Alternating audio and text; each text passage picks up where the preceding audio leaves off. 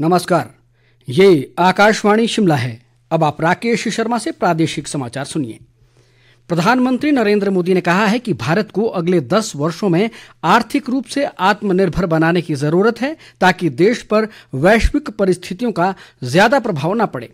प्रधानमंत्री ने आज भारतीय रिजर्व बैंक के 90 वर्ष पूरा होने पर मुंबई में आयोजित समारोह में कहा कि भारतीय बैंकिंग क्षेत्र में बड़ा बदलाव आया है और ये शोध का विषय है। उन्होंने कहा कि पिछले दशक में उनकी सरकार और रिजर्व बैंक द्वारा उठाए गए कदमों के कारण बैंकिंग क्षेत्र लाभ की स्थिति में है। प्रधानमंत्री ने कहा कि सरकार ने सार्वजनिक क्षेत्र के बैंकों के पुनरुद्धार के लिए 3.5 लाख करोड़ रुपए की पूंजी डाली है। उन्होंने कहा कि 2018 में लगभग 11.25% की सार्वजनिक क्षेत्र के बैंकों की सकल गैर निष्पादित संपत्ति पिछले साल सितंबर तक गिरकर 3% से भी कम रह गई है।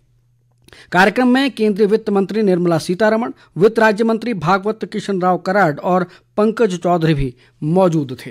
प्रदेश कांग्रेस संगठन महामंत्री रजनीश किमटा ने कहा है कि भाजपा में जो उथल पुथल चल रही है उससे साफ है कि पार्टी के भीतर आपसी मतभेद है।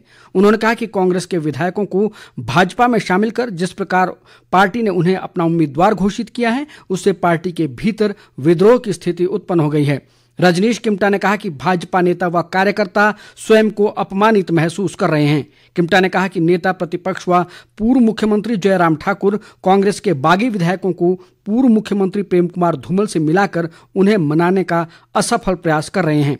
उन्होंने भाजपा के वरिष्ठ नेता व पूर्व केंद्रीय मंत्री शांता कुमार के उस कथन का समर्थन किया जिसमें उन्होंने कहा है कि भाजपा अपने पथ से पूरी तरह भटक गई है।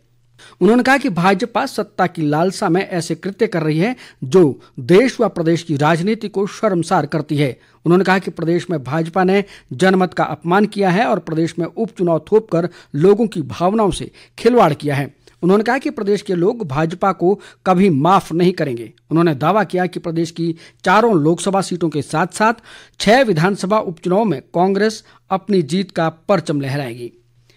हिमाचल प्रदेश पथ परिवहन निगम इस वर्ष अपनी स्थापना के 50 वर्ष पूरा कर रहा है और इस उपलक्ष्य पर निगम द्वारा स्वर्ण जयंती उत्सव मनाया जा रहा है। 50 वर्षों की यादगार और संघर्षशील यात्रा को प्रदर्शित करने के लिए हिमाचल पथ परिवहन निगम शिमला स्थित एमडी कार्यालय में बस संग्रहालय बनाने जा रहा है जिसमें अब तक के बसों के मॉडल, पुरानी टिकटें, बसों की पुरानी तस्वीरें और कलपुर्जे संजोए जाएंगे जो स्थानीय लोगों के साथ साथ सैलानियों के लिए भी आकर्षण का केंद्र होगा।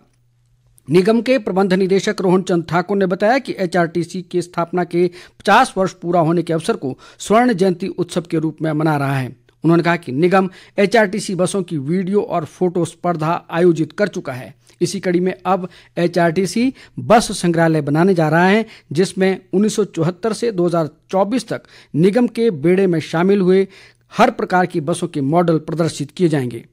रोहन चंद ठाकुर ने बताया कि निगम ने बसों के मॉडल बनवाने शुरू कर दिए हैं और 6 तरह की बसों के मॉडल तैयार हो चुके हैं जबकि अन्य पर काम जारी है। वस्तु और सेवा कर जीएसटी का सकल राजस्व इस वर्ष मार्च तक वार्षिक आधार पर 11% की बढ़त के साथ 1,78,000 करोड़ रुपए का संग्रह हुआ है। केंद्रीय वित्त मंत्रालय ने कहा है कि घरेलू लेन देन में 17.6% की बढ़त से जीएसटी संग्रह में महत्वपूर्ण वृद्धि दर्ज की गई। पिछले वित्त वर्ष में जीएसटी संग्रह का मासिक औसत 1,68,000 करोड़ रुपए रहा जो इससे पिछले वित्त वर्ष के 1,50,000 करोड़ के औसत से अधिक है। मंत्रालय ने कहा कि इस साल मार्च में जीएसटी राजस्व का शुद्ध रिफंड 1,65,000 करोड़ रुपए है जो पिछले साल की समान अवधि की तुलना में 18.4% अधिक है। चंबा जिला के जनजातीय क्षेत्र भरमौर की खणी और गरिमा पंचायतों के लोगों ने एकलव्य मॉडल आवासीय स्कूल को खणी से स्थानांतरित करने के विरोध में लोकसभा चुनावों का बहिष्कार करने का फैसला लिया है। एकलव्य मॉडल आवासीय स्कूल खणी संघर्ष समिति के अध्यक्ष दीपक जम्वाल सहित अन्य सदस्यों ने कहा कि भरमौर प्रशासन ने इस स्कूल को स्थानांतरित न करने की समिति की मांग को अनदेखा किया है। उन्होंने कहा कि इस संदर्भ में कई बार विभागीय अधिकारियों को अवगत करवाया गया लेकिन हर बार उनकी मांग को अनसुना किया गया। दीपक जम्वाल ने कहा कि इसके चलते लोगों में काफी रोष है और अगर कोई सार्थक हल नहीं निकाला गया तो खणी और गरिमा पंचायतों के लोग लोकसभा चुनाव का बहिष्कार करेंगे। इसके साथ ही समाचार बुलेटिन समाप्त हुआ। नमस्कार।